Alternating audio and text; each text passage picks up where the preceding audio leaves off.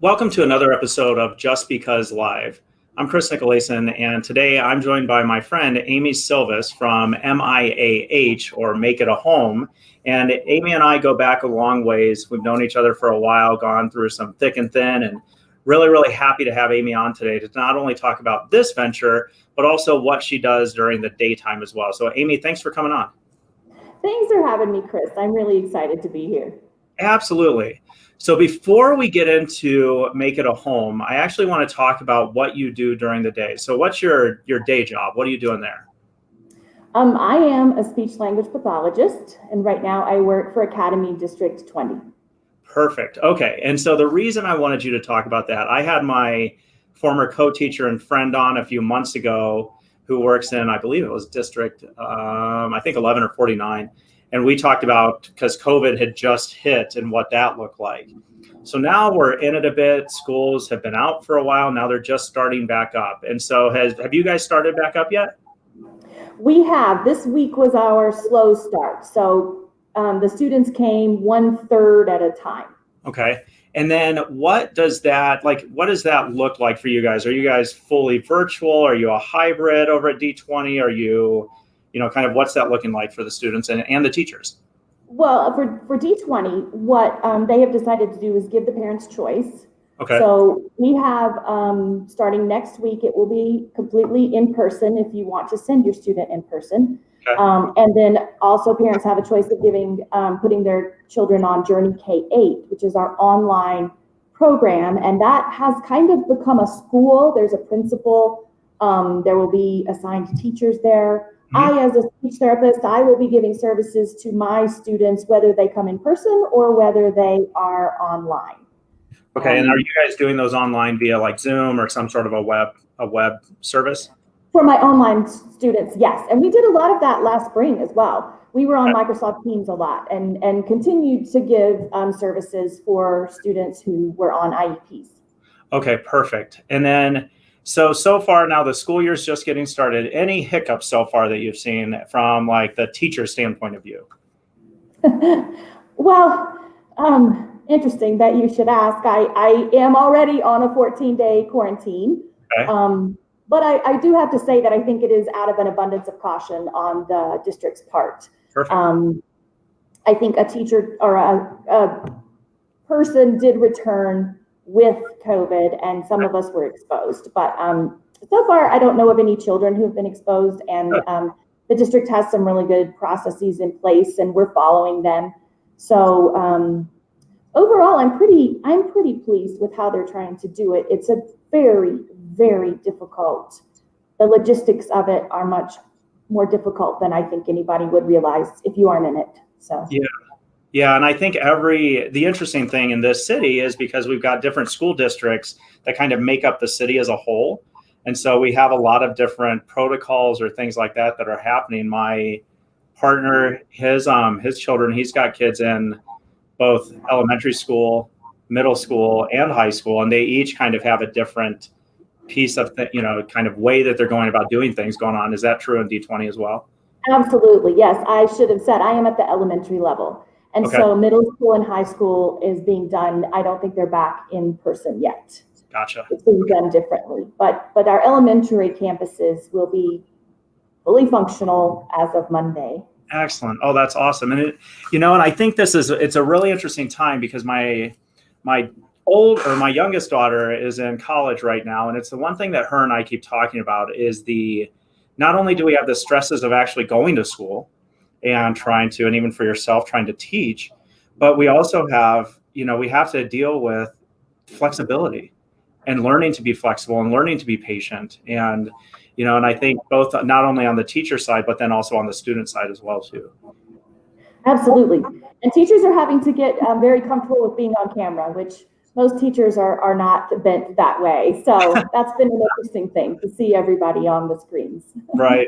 Absolutely. And it's one thing you and I were talking about beforehand is how I love your background. And I've heard you have somebody that we want to give credit to for those, right? Because, the plants look great. And so thank you. My lovely husband, Adam, waters all of these for me. I wanted a bohemian plant wall, so I designed it and put it up, and he keeps it all alive. So thank you, Adam. That is awesome. That's great. And so so I wish you all the best in teaching. Hopefully you're out of quarantine soon, and then back in and kind of able and ready to go again. And so, we appreciate what you're doing right now too, and all of your friends, that are teachers and your colleagues. And so it's definitely, it's always been that, as a former teacher, it's been that thing too, is like, are teachers ever going to get their due? And now parents who have been teachers for a little bit, they're kind of seeing, hey, this isn't as easy as I thought it was. So we appreciate it quite a bit. Thank you. Yeah, educators are they're wonderful people. In fact, let me think really quickly. All the people on the board of MiAH Make It a Home are all either current educators or former educators. Oh, really? Yes. Educators just have some of the biggest hearts of anybody you can find. That is awesome. And we've got a comment here real quick. I want to show you because she'll get a kick out of it. So we got Adam. Adam says, hey, you're welcome. So he for those plants and water. And so we want to give him some kudos while we can. So Adam, thanks a lot. And then, so let's talk about MiAH for a minute. What is it? What do you guys do? And how did you kind of come up with all this? Okay. Well, MiAH, we are a fairly new organization here in Colorado Springs. And what we do is we design and furnish interiors for people who are going through a difficult circumstance. Okay. We do not provide housing. Okay. But once someone has stable housing and a stable income of some sort, we can come in and basically give them everything they need, from completely barren to a home. Okay. So we do it all except provide the housing. So, gotcha. Okay. So far our clients have all been single moms with children, but that isn't necessarily a rule. Okay. And then, so you talked to for a minute about, the qualifiers. So like, obviously you said you've got to have a place and then a certain income. Is there a certain range or anything, or is it just something where you guys play it by ear, or how do you guys kind of vet that? Well, and we don't even ask people what their income is. We just want to be reassured that the place that we make into a home is a place that they're going to stay for a little while. Gotcha. At least a year. Because not only because it's a lot of work on our part, but also if you have a family that's still in that transition period and they're going to be moving a lot, it's almost unkind to burden them with all of this stuff that they're just going to have to move from place to place. So we want to be sure that where they have landed is where they're going to be for the foreseeable, reasonable future. And then we do have a couple of more rules, and that's just because so many of us have allergies. You can't have there are no drugs, you can't smoke in the living space, and no cats. Okay. So, no cats, because it's not that you're definitely dog dominant or anything, it's just because of allergies? Serious allergies for too many people on the team. We really can't make it through a project if it has cats. So, gotcha. Okay. Sorry, cat lovers. And how have things changed for you? So we talked about within your teaching job right now, as in District 20, how have things changed for you then at MiAH? Well, it's been kind of a little bit discouraging just because we had to slow down so much during MiAH, and we had slowed down prior to that in the wintertime, because with snow and ice, moving furniture is just a difficult thing to ask volunteers to do. Okay. So we kind of had a lull there for a little while. But once we felt pretty comfortable that we could wear masks and socially distance and break up into smaller teams and take longer periods of time to do our projects, we felt comfortable to go ahead and do some this summer. And once we got started, man, we hit it hard. We did about 3 in a row, or one every 3 weeks. Right. So that's good. It'll slow down now a little bit because so many of us will be back at school, but we'll keep one going. We're actually open to hearing nominations for our next project. We're looking for one like the end of September or into the middle of October. So if anyone knows of anybody who has a need like that, we would love to meet that. Perfect. And then Amy, how can they reach out to you to kind of provide a nomination? What's a good way for them to get a hold of you? Well, you can go to our website at miatoday.org. Okay. Or the second best way is on Facebook. If you just search for Make It a Home, that's our Facebook page, Make It a Home. And you can see lots of pictures of our former projects and send us a message through there. Okay. The third way that they can do it is through sending us an email, which is mia.makeitahome@gmail.com. But that information is also on the website at miatoday.org. And it's MiAH, MiAH today. Keep going. .org. hgt.org. Perfect. Okay. And so I added that into the comments too, so people can have a direct link to that. And then that way too, they can hit that right there. So let's talk about the process. So somebody calls you up and says, hey, look, I need some help here. I'm newly into this place. I just, signed a year lease at this apartment, except I don't really have a lot. I've been let go from my job or laid off for a little bit, and I just need some help. So now they contact you guys, and then what happens next? Well, one of the members of our board, usually the first contact is our vice president, who is a social worker. Okay. And she will call and make a lot of contacts with that person, find out what the story is, find out how many people are in the family, what ages of the kids, all that kind of thing. Perfect. Our board takes a vote, and if we vote yes that we want to go forward with this project, it's interesting. Our client really does have to trust us a lot. Okay. We give our client, I know what donations we have in our storage unit, and so I can put together some choices. I can say, I can do fun and quirky in red, mint, green, and cream. I can do preppy and traditional in brown, blue, and cream. What would you like? Which one fits you? And that's the choice that they get to make. But after that, we kind of keep things a little bit of a secret until the big reveal. So what we do is we set up a time, and on the Friday night before a Saturday project, that's when we move everything in. Okay. And so that's when we need our strong people. We have some wonderful male volunteers who help us move furniture up 3 flights of stairs. They're incredible. So on Friday, that's what we do. And then on we ask if it's at all possible that our clients stay somewhere else that night so that they can't even see the furniture. But if they can't, it's okay. And we sometimes try to cover it up with tarps or whatever. And then on Saturday, we ask that they stay gone all day, that they let us in the morning, and they stay gone. And we do everything. When they come home we give them a 30-minute heads up. We're going to be done in, at 5 or whatever. It's done. It's ready. It's got all the pictures. They're ready. Their beds are made and ready to sleep in. Their kitchen is organized. It is like they are coming home to their house, and it's very exciting. So, Amy, that's really interesting because I've been an HGTV and TLC, junkie for years and years. So this reminds me of watching Trading Spaces back on TLC way back in the day. And I feel old for even saying that it's way back in the day now, because I feel like I was just watching Vern Yip and all those guys actually get together and put houses together, because there's a lot of trust that goes into that show.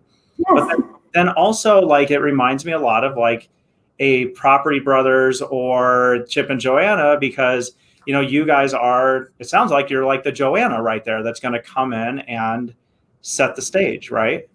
That's exactly what we try to do. The only difference is that we also are very much like reduce, reuse, recycle. Okay. We are very much more the Trading Spaces or the design on a dime kind of thing. Because what we're doing is we're taking donated items and then our tiny little budget and spending $100 here or $100 there to try to create something that looks as amazing as we can make it. So your HGTV comparisons are really perfect, because that's exactly what we try to do. And this original idea in some cities, the way that this came about actually was I went home to a family reunion, and a cousin of mine was talking about this organization in Atlanta that she was volunteering for, where they were painting furniture and they were decorating spaces. I was like, that would be fabulous. I would love to do it. Came back to Colorado Springs, and I couldn't find anybody in town that was doing anything like that. Right. So I tried to go through that. Atlanta group was associated with the group out of Dallas. Tried to go to the Dallas group to see how they were doing what they were doing. But they were doing it with design. So they are in cities with wholesale design branches where those designers can donate new items and high-priced items. Oh, wow. Here in Colorado Springs, we don't have that. And we would have to go to Denver and create relationships and drive to Denver all the time. And I thought, I can't do that. And it's not me anyway. I've moved on my adult life, and I've always decorated with just what I have plus what I can buy within my budget. And honestly, I think that's ended up being a whole lot more fun than if it was pricey things. They're beautiful things, but they are not pricey. Interesting. Oh, that's awesome. So I've got a couple of questions then as I kind of equate you all to those shows from back in the day. So the thing I always remember, so a couple things here. The things I remember are, it always seemed like there were just on TV at least, they just show these two people, right? So you see Chip and Joanna, and they're the ones just kind of working. Even though in reality, there's a whole group of people behind. So on your average jobs, kind of how many people are actually involved in a job to make it happen, or, in an event like that? Oh, that's a great question. On a moving, basically, I need about 8 to 10 people on the moving night, and I need 6 to 8 people on the project day, depending on how many bedrooms we have to do. Gotcha. So we break up into, on the day that we're doing it, we break up into teams of 2 and 3. Okay. You go do the kids' bedroom, you go do the master. Yeah. I'll do the front room. So, but the biggest thing, especially did I say that some of them are on the 3rd floor? The ones that are on the 3rd floor, man, I am begging people. I'm like, if you can just come and do 3 trips up and down, it just would save our legs so much. Gotcha. When the first couple of projects we ever did, we tried to do it all in one day. We tried to move everything in and decorate a whole house in one day. That is not the way to do this. It was so brutal. Which is a great segue, actually, too. Well, I do want to make a comment because I'm a big Charlie Chaplin fan, and one of the things for me is kind of the comedy sketches of you have somebody up on the 3rd floor, and the one thing you guys end up getting as a donation that week is a grand piano or something like that. Yes. How do we kind of pull that thing up? Just be shenanigans would ensue. But the idea for me too that how long? So then you're talking about the time. We tried to do it all in one day. Mm-hmm. So what's the average time then that they take? Do you guys have kind of set a benchmark? Because as you watch these shows, right, they're always kind of running up against the wire. Here we go. So kind of, do you guys set that for yourself to say, hey, we got to be done by here because this is it's our creative deadline, but it's still our deadline? No, we are not. We don't really roll that way. In general, though, if we start at around 9 o'clock in the morning, we can be done by 5 or 6. Okay, gotcha. But you guys move everything then the night prior, is that correct? Yeah. Okay. Well, we get it all into the space. We might get it all into the living room. Perfect. And then when we come on Saturday, we put it all where it's supposed to go. So. Okay. And then obviously, I think too, for everybody, when we watch those shows, and I remember back in the day, it's Ty Pennington doing it, or you've got Chip and Joanna with the big faux old version of the house. But the reveal, can you talk about some examples of reveals that you guys have done when you've let people back into their place and what that experience has been like for you?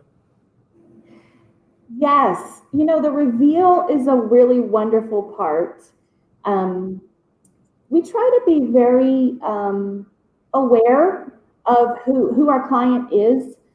Some clients, we feel like several of us can stay. Some clients, we feel like, no, they're a one-person reveal. So quite frankly, like I haven't seen some of the reveals. Okay. Because, that's not really what it's about. I love kind of being the elf that comes in and does it and then goes away. But I have been a part of several of them. The cutest ones, of course, are when you get to do little kids' rooms. They are so excited. We just recently did a Spider-Man room for a little 4-year-old boy, and he just was adorable. Oh, that's awesome. But I think that overall, our clients are pretty overwhelmed. We get tears for sure. Yes. One of the best comments that I had was this lovely single mom. She was a CNA. She was going to nursing school. She had 2 young kids. And she said, as a grown-up, I've never lived anywhere with curtains. And that was so, that's great. It was just overwhelming to me. I don't think people realize that when you're at a level of you're just trying to survive and you're trying to take care of the basics, that curtains that's a luxury. And so it's really nice to be able to go in there and make these women feel cared for and that they can do it. That's another thing also about our clients and who we choose to work with, because we can only choose so many projects a year, right? Right. We choose women who have made great strides in the right directions and just need that boost and just need that safe place to come home to. Maybe they've been really brave and they've left a really toxic, dangerous situation, and we just want to create this really safe place for them. Or maybe they're working their guts out to take care of their kids and try to get a degree and do all this, and we just want to encourage them every day and be like, some of us have been where you are, and we know how hard it is to remake your life, and we're here for you. And even when we go away, hopefully when they come home and they see that picture or they see that beautiful bed, they're gonna know that they have women behind them who care and who believe in them. So, awesome. Amy, I love it. And there's an interesting theme that I've seen recently going on in my last couple shows with some of the people that I've talked to. And there's a passion and a fire in them when they talk about, the thing that they're doing. And so as I've had people on the last few episodes, I can just, you feel it in the way that you present and talk about it. It's not just like, yeah, I got to go to work. I got to go make the donuts. You know what I mean? It's not that feel at all. It's that there's something in there. So what gets you up in the morning? Like what excites you then and gets you up and gets you going as you? As me? Absolutely. Or as me with MiAH? I'll take it either. Because as me, I really do try to get up in the morning every day and ask God what he wants me to do that day and what assignment do you have for me? Right. That said, with MiAH, I love the planning part. I am usually the one who makes the design. Okay. So there is a plan when we go into a client's home. And then all the other women who are with me that day, there are certainly decisions that we have to make. We may have to change something, but I like the planning part and the collecting. I've always been a thrift store, flea market, garage sale gal. And so now I can kind of do those things and not feel guilty. If I see something beautiful, even if it won't go in my house, those aren't my colors, it doesn't fit, I can still get it because I know one day it's going to bless somebody because it's going to fit into a project. Gotcha. So, and also, would you mind if I showed you a picture? Please, I'd love to see it. Well, I just want to, this is a picture. Let me see if I can get it on the camera. That's perfect. This is kind of what we usually walk into. Okay. This was a mom and her daughter. Uh-huh. And this is what they had a blow-up mattress on the floor. Most of our clients do. Okay. And then this is kind of what is in the living room. There's a chair for the daughter, and then there's a chair for the mom. Yep. And that's it. That's the only thing that they have. Yeah. And we turn it into, let me see if I can show you. Oh, so from that bedroom with the bed on the floor. Are you serious? Oh, wow. That's one for mom and one for her daughter. Oh, that's fabulous.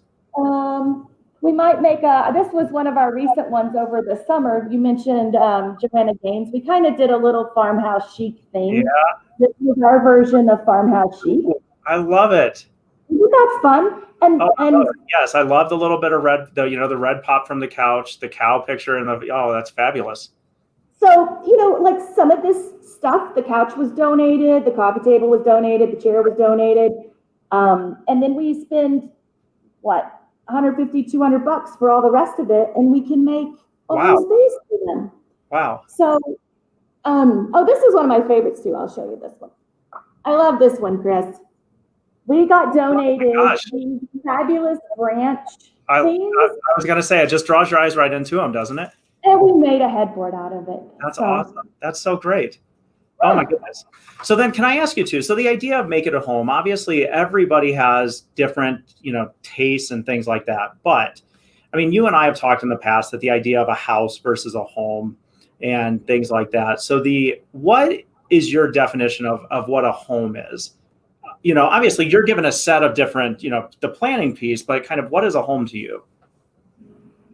Well, a home is a place to me that feels comfortable, that feels exciting, that has a little bit of you in there.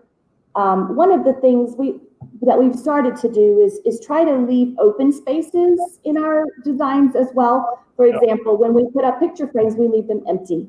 Okay. So that when the client comes home, they can add themselves into their home as well. Absolutely. So I think a home is a collection of things that bring you joy, that bring you happiness. I'm a Southern gal. I love color.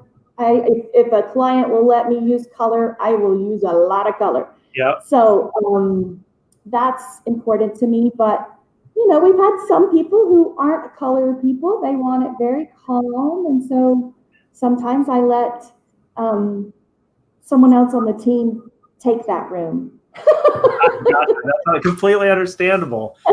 Well, trading spaces back in the day too. I remember those days where like the designers, kind of heart would come out a little bit more, and people would walk in going, okay, yeah. And so that's I think that's a great thing to be able to do. It's kind of be like, look, I'm the color person. We got this person over here that's maybe a little bit more toned down. I have the best team you could ever ask for. And we are a very, very, even though we're all educators, we're a very diverse group. Yeah. Some of us are the vision people, and then some of us are I don't want to have the vision, but you just tell me what to do. And they're fabulous at carrying things out. Some people are really detail oriented, and we're making a better tool collection.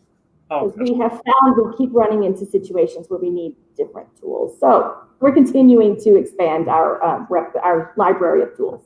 That's awesome. And since you have this forum right now too, and if you would like to, do you have any of your team members that you'd like to give a shout out to? Anybody that of your educators that you're working with that you just want to give a shout out to? Feel free. Absolutely. Okay.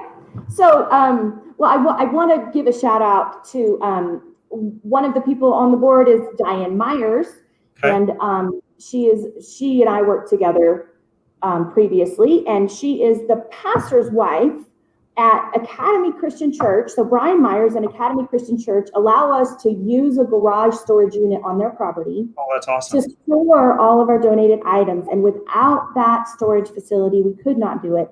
So thank you so much to Academy Christian and the leadership board there for allowing us to do that. Nicole Lively does our website and is our photographer, and she does a fabulous job with that. Right. Trish Owens is our social worker, and she's the vice president. So she and I are usually the ones who make first contact. If she and I don't make first contact, then Wendy Oliver is my second person who goes with me. Thank you, Wendy. Awesome. Wendy has also started a brand new nonprofit where she walks with women through the legal steps while they are going through a major life change. Gotcha. She's just kind of an advocate. Like if someone came to your law firm and, when you're going through that, you don't always hear what your attorney tells you. Right. sometimes it's good to have someone there with you to be a second ear. And so Wendy is doing that for a lot of women in this city. Oh, that's really great. appreciate her. Pam McJoint just joined us. She's another design person, and she's my one who can do the calm and the Good. traditional. So thank you, Pam, for joining us. Her husband, Kelly, has also been great with his truck and trailer. Deb Smith has been just a rock for me always. And hang on. Nicole, I think that's everybody. Yeah, it's kind of like accepting your Academy Award, right? Oh, yeah, I'm like, oh no. Okay, I think that's everybody. Okay. Linda may be joining us. Linda, we want you here. So if you're listening, Gotcha. we'd like for you. And so, Amy, you are obviously, I'm going to assume right now, with both MiAH and with teaching, I'm going to guess you're a little busy. What do you like to do for fun? I've already said I like to do thrift store. I like to do flea market, garage sales. I also am I'm a huge reader. Okay. I am a political junkie. I'm active in my church and have people that I meet with in a small group. And I love to travel. We were going to go to Barcelona, but COVID kept us away. And I'm guessing you like to do a lot of these things with your husband? Yes, very much so. Oh, that's awesome. Very, very cool. Well, Amy, we're about at the 30-minute mark here, so I'm going to start winding down. And I want to wind down with the 2 questions that I ask each guest. And so the first one is what is your favorite place in Colorado? It can be anything from town that you like to visit to a hiking trail to a restaurant or you name it. What's your favorite place? Probably Mount Princeton Hot Springs. Oh, nice. Have you been there? I have not, actually. It's on my list of places to go. You gotta go, Chris. Got some friends that have done it a lot and absolutely love it. So I have to get down there and do that. So I think I really appreciate you saying that. And I would recommend that you go in the fall or even the winter. Oh, really? In the hot springs next to the river under the snow is really under the stars in the snow, whatever. It's an incredible. So. Very cool. Well, thank you.